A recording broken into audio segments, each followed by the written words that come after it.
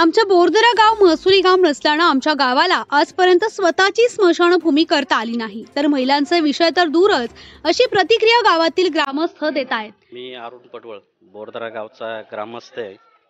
आज या ठिकाणी जो चर्चेचा विषय आहे तो बोरदरा गाव हे आंबेठाणमधून विभक्त होऊन महसुली गाव करण्यात आलेलं आहे.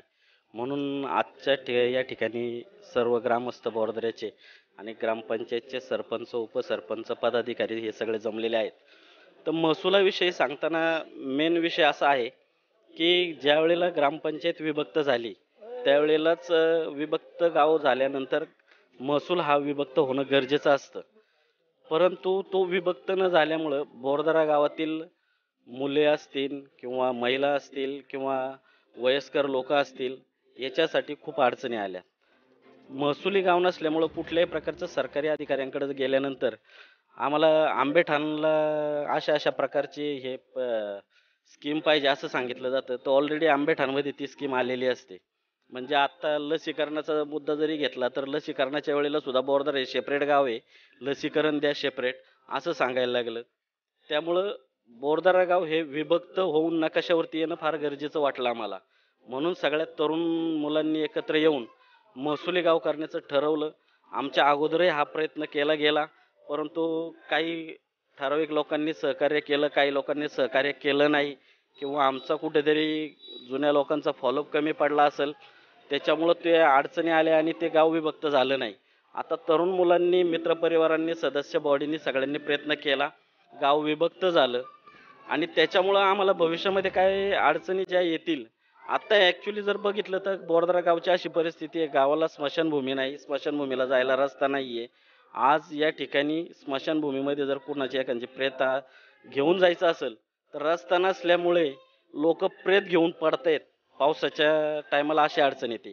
पाऊस आला तर त्याला ते ताडपत्री लावून प्रेत जाळावं लागतं. ते अर्ध जळतंय, नाही तर त्याच्यासाठी तिथं माणसं ठेवावं लागतात. म्हणजे एवढी अडचण आहे. जर महसूल विभक्त झाला तर त्याच्यामुळं महसुलातून ग्रामपंचायतला उत्पन्न मिळेल. त्या उत्पन्नामधून काही चांगली कामं करता येईल. ज्या पद्धतीने आता 2 वर्षामध्ये गावामध्ये भरपूर कामं झालीत आणि त्याला सपोर्ट म्हणून जर महसूल गावाला मिळाला तर आणखी चांगली कामं करता येईल.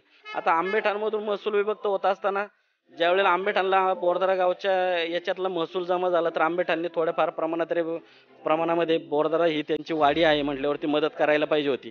पण अशा कुठल्याही प्रकारचा एकही रुपया बोरदरा गावाला मिळाला नाही आणि त्याच्यामुळे बोरदरा गावचा विकास खुंटला गेला. इथल्या तरुण मुलांना किंवा आम्हाला कामासाठी बाहेरगावी जायला लागतं. महिलांना पाण्याची सोय करून देऊ शकत नाही. पाण्याची सोय करण्यासाठी सरकारच्या भरपूर स्कीमा आल्यात, पण ज्यावेळेला ग्रामपंचायतमधून काही फंड टाकायचं म्हणलं तर ग्रामपंचायतमध्ये तो फंड अवेलेबल होत नाही आहे. स्मशानभूमीला सुद्धा आम्हाला फंड टाकता येत नाही आहे. त्यामुळे आमची प्रगती खुंटत चाललेली आहे. म्हणून आम्ही हा तरुण वर्गाने प्रयत्न केला, त्या प्रयत्नाला यश आलं आणि आंबेठाणची चालू बॉडी आहे त्यांनी आम्हाला तो ठराव पण दिला की करायला आमच्या कुठल्याही प्रकारची हरकत नाही. त्यांनी सुद्धा आम्हाला एक उत्तम प्रकारचं सहकार्य केलेलं आहे. त्यांनी त्यावेळेलाही कुठला विरोध केलेला नाही आहे आणि मला असं वाटतं की आता इथून पुढं त्यांनी आमचा याला विरोध आहे असं न म्हणता त्यांनी पूर्णपणे सहकार्य करावं आणि बोरदरा गावचा महसूल विभक्त करण्यामध्ये त्यांनी सुद्धा मोलाचं सहकार्य द्यावं, आम्हाला मदत करावं अशी इच्छा आहे.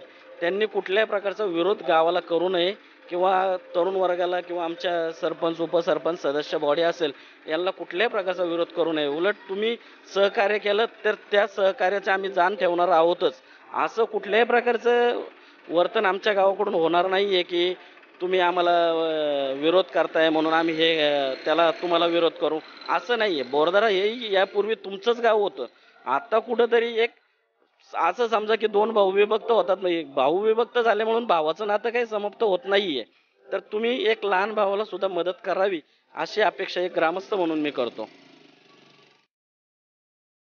सर्वप्रथम मी 1983 सालापासून जे बोरदरा आंबेठाण हे गाव विभक्त होत असताना माझं सर्वप्रथम सांगणं आहे की आंबेठाण ग्रामपंचायतीला की आतापर्यंत आपलं गाव विभक्त बोरदरा आंबेठाण विभक्त झाल्यापासून बोरदरा वाडीची अतिशय दुर्दैवी अवस्था आहे. परंतु मी असं सांगू इच्छितो की आज बोरदरा आंबेठाण हे गाव आहे, जसं काही माझे मोठे बंधू आहेत, त्यांनी कमीत कमी आपल्या छोट्या बंधूंचा विचार करावा की कमीत कमी आतापर्यंत आपण स्मार्ट विलेज म्हणून आंबेठाण हे गाव संबोधलं जातं, पण कमीत कमी आपल्या छोट्या बंधूंचं पण बोरदरा स्मार्ट विलेज असं व्हावं अशी माझी स्वतः एक वैयक्तिक आंबेठण ग्रामपंचायतीला एक विनंती आहे की आपण हे आपल्या छोट्या बंधूंना त्याची कमीत कमी सहकार्य करावं ही माझी विनंती आहे. आतापर्यंत एक सहकार्य करायला पाहिजे होतं, पण कमीत कमी त्यांनी ती भावना दाखवली नाही. पण कमीत कमी हे महसूल कमीत कमी त्यांनी आम्हाला विभक्त करून द्यावं अशी माझी स्वतःची इच्छा आहे. आमच्या गावाला महसुली गावाचा दर्जा मिळवण्यासाठी आताच्या ग्रामपंचायत बॉडीनं खूप कष्ट घेतले आहेत. तरी विनंती अशी आहे की बारीक भाऊ म्हणून आंबेठाण गावातील ग्रामस्थांनी आम्हाला विरोध करू नये. जसे तुमचं स्मार्ट विलेज झालं आहे, आमचं पण व्हावं अशी आमची इच्छा आहे. ती पूर्ण होईल. तुम्ही विरोध करू नका अशी साथ बोरधरा ग्रामस्थांनी आंबेठाण ग्रामपंचायतच्या बॉडीला घातली आहे. मी जालिंद्र एकनाथ पडवळ. 1983 साली आमचे गाव ज्यावेळेस विभक्त झाले त्यावेळेस माझे आजोबा एकनाथ सकाराम भाऊ पडवळ हे सरपंच होते. त्यांनी त्यावेळेस सुद्धा महसूल बहाली करण्यासाठी बरेचशी कागदपत्रे वरपर्यंत पोहोचवली. त्यांच्या संग बरेचसे आमच्या गावातले जाणकार कार्यकर्ते त्यांच्या वेळेस होते. पण त्यावेळेस सुद्धा आंबेठाण गावच्या बऱ्याचशा कार्यकर्त्यांनी त्या कार्यक्रमात आमच्या व्यत्यय आणला. त्यानंतर ही जी आत्ताची तरुण बॉडी आहे त्या बॉडीने चांगल्या हे केल्यामुळं आज त्याला ती महसूल गाव झालं. पण या जवळजवळ 40 वर्षामध्ये आंबेठाण गावाने आम्हाला 1 रुपया सुद्धा वसूल दिला नाही. त्यामुळे आमच्या गावामध्ये लाईट नाही, रस्ते नाही, स्मशानभूमी. आज जर आमच्या एखाद्या माणसाचं मयत झालं तर आज आम्हाला स्मशानभूमी नाही. आज सुद्धा लाईट नाही, कुठं रस्ता नाही, रेंज नाही आमच्या गावाला अजून. एवढ्या मोठ्या आम्ही 40 वर्ष आमचं जर बाहेर गावाला आम्हाला जाऊन सांगायचं म्हणलं तर बोरदरा हे गाव कोणाला ओळखीत नाही. आंबेठाण गाव आम्हाला सांगावं लागतं आणि मग तिथून पुढे आमची ओळख होती. म्हणजे आतापर्यंत महसूल विभक्त नसल्या कारणास्तव आमची ओळखच आम्हाला सांगता येत नाही. अशी एवढी मोठी आमची परिस्थिती झाली. तरी आता ही परिस्थिती ह्या तरुणांनी आमच्या केलेली सुधारलेली आहे. तरी ते आंबेठाण गावाने आम्हाला सहकार्य करून आतापर्यंत जरी सहकार्य नाही केलं इथून पुढे सहकार्य करून ते विभक्त करून द्यावं. साळुंके आमचं गाव आतापर्यंत महसूल विभक्त नसल्यामुळे आमच्या गावात भरपूर अडचणी येतात. महिलांना इथं कुठलंही प्रशिक्षण दिलं जात नाही किंवा आमच्या गावात कुठलाही हे येत नाही. असं त्यांना व्यवस्थित असं इथं बस नाही येत किंवा नेटवर्क नाही आहे मोबाईलला किंवा पाण्याची सोय नाही व्यवस्थित. नळाला 3-3, 4-4 दिवस पाणी येत नाही. आणि हे आंबेठाणचं आणि बोरदऱ्याचं असं महसूलचा प्रॉब्लेम असल्यामुळं आमच्या गावाला भरपूर अडचणी येतात. हो, आणि नेटवर्क नसल्यामुळे आमच्या मुलांचे खूप अभ्यासाचे प्रॉब्लेम होतात आहे आणि व्यवस्थित पाणी वगैरे नसल्यामुळे महिलांचे खूप प्रॉब्लेम होतात. आम्हाला भरपूर लांब डोक्यावर पाणी व्हावं लागतं पिण्यासाठी. खरं तर 1983 साली आंबेठाण बोरदरा ही 2 गावं विभक्त आली आणि बोरदरा गाव विभक्त झाल्यानंतर खरं तर बोरदरा गावाला महसूल हा दर्जा मिळणे खरं तर योग्य होता, परंतु काही कारणास्तव तो दर्जा मिळाला नाही. 1983 सालचे जे सरपंच, उपसरपंच किंवा कमिटी ग्रामपंचायतची असेल त्यांनी प्रयत्न देखील केला, परंतु त्यांना यश आलं नाही. त्यानंतर ह्या गावाला महसूल दर्जा प्राप्त न झाल्यामुळे अनेक अडचणी निर्माण झाल्या. गावाचा विकास खऱ्या अर्थाने रोखला गेला आणि हा विकास रोखला गेला हे जेव्हा आत्ताच्या स्थानिक पातळीवरच्या म्हणजे तरुण कार्यकर्त्यांच्या लक्षात आलं त्यावेळेस ह्या गावचे लोकनियुक्त सरपंच असेल किरण शेठ पडवळ यांनी ह्या तरुणांना एकत्र केलं आणि सांगितलं की आपल्या गावाला खऱ्या अर्थाने महसूल दर्जा नसल्यामुळे आपल्या गावाचा विकास कुठं खुंटतोय, आपल्या गावाची प्रगती करताना किती अडचणी येतात. त्यावेळेस सर्व तरुणांना ग्रामस्थांना एकत्र करून त्यांनी सर्वांचा विश्वास संपादन करून ह्या महसूल कामाला खऱ्या अर्थाने सुरुवात केली.